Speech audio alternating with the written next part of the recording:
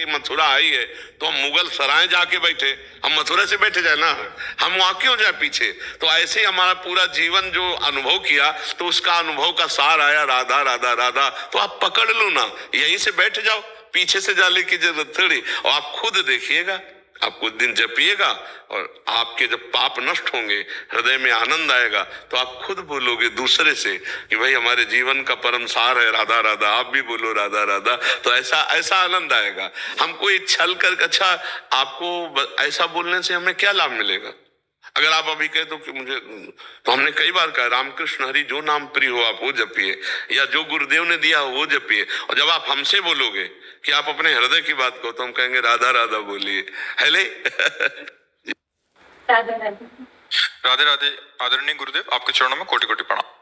महाराज जी, मेरा मन काफी अशांत रहता है, चित्त स्थिर नहीं रहता, किसी अनिष्ट की आशंका रहती है महाराज जी, इसका क्या उपाय। अगर सत्संग सुनाओ कभी, तो हमने कई बार कहा है बिना भगवान के भजन के चिंता, शोक, भय, उद्विग्नता, घबराहट ये जाने वाली नहीं। भजन नहीं करोगे तो पाप कर्म बनेंगे, हम हो या आप हो। एक कर्म, एक भी मिनट कोई बिना कर्म किए नहीं रह सकता, एक भी मिनट।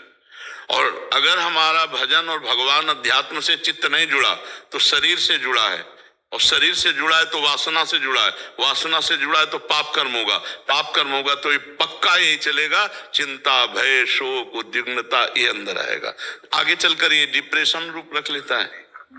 तो अगर हम नाम जप करें, भगवान का आश्रय ले लें, सत्संग सुने, गंदे आचरणों पर रोक लगा दें तो अभी ठीक हो जाए।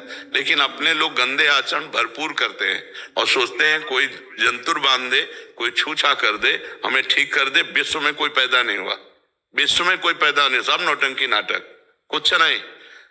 को न काहू के दुख सुख कर दाता और निज कृत कर्म भोग सुन भ्राता। कोई दुख सुख देने वाला नहीं, आपका कर्म ही दुख सुख देने वाला है। तो अभी बच्चा संभालो तो अपने को संभाल सकते हो। नाम भगवान का जप करो, राधा राधा राधा राधा। और जो गंदी बात है वो आप जानते हैं, वो मत कीजिए। देखो, ये कोई अगर कहे कि हम पाप कर्म को जानते नहीं थे, हमसे हो गया, तो मुझे लगता है कि ये झूठ बात है। आपके हृदय में भगवान बैठे हुए बता देते हैं कि गलत है। डर तभी लगता है जब गलत होता है।